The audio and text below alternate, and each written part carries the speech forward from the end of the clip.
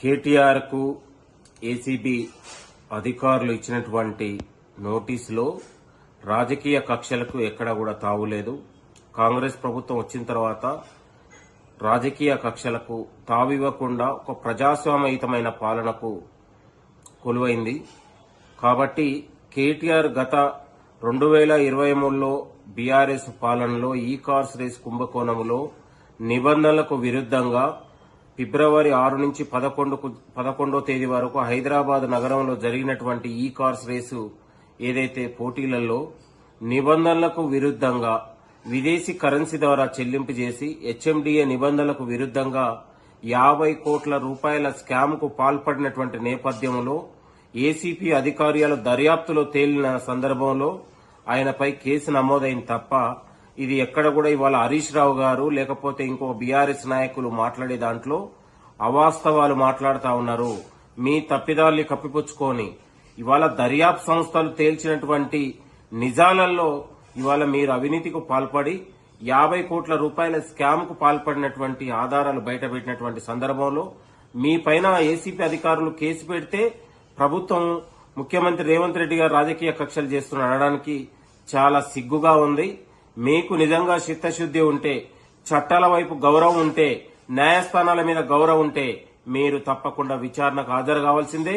మీపై మోపబడినటువంటి ఏదైతే ఉన్నదో దాన్ని మీరు చట్టపరిధిలో రుజువు చేసుకోవాల్సిన బాధ్యత ఉంది.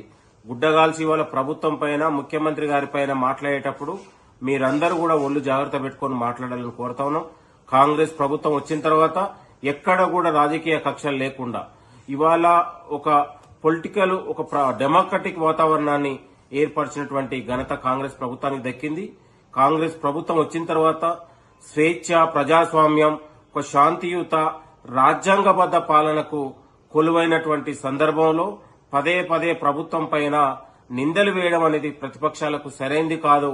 మీ పైన ఏదైతే ఈ కార్స్ రేసులో 50 కోట్ల కుంభకోణానికి పాల్పడి ఇవాళ అవినీతికి పాల్పడి మీరు ఇవాళ ప్రభుత్వంపై నిందలు వేయడం అనేది కరెక్ట్ కాదు.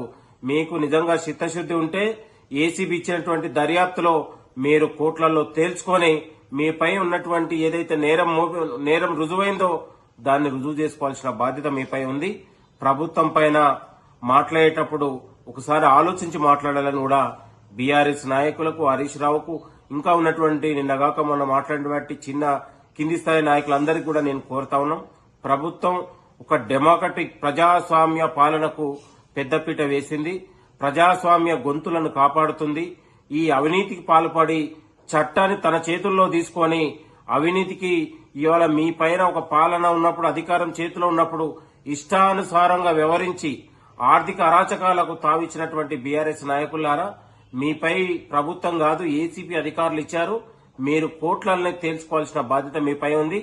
మీరు కడిగిన ముత్యం అవుతారో లేకపోతే మీపై 50 కోట్ల కుంభకోణంలో జైలుకి వెళ్తారనేది అది కోర్టులు తేల్చుతాయి కూడా కోరుతూ, ప్రభుత్వం పైన మాట్లాడేటప్పుడు కేటీఆర్ కావచ్చు, హరీష్ రావు కావచ్చు, మీరందరూ కూడా కాస్త ఆలోచించి మాట్లాడాలి. లేకపోతే కాంగ్రెస్ కార్యకర్తల ఆగ్రహానికి గురవుతారని కూడా ఈ సందర్భంగా నేను హెచ్చరిస్తా ఉన్నాను. థ్యాంక్ యూ, నమస్తే.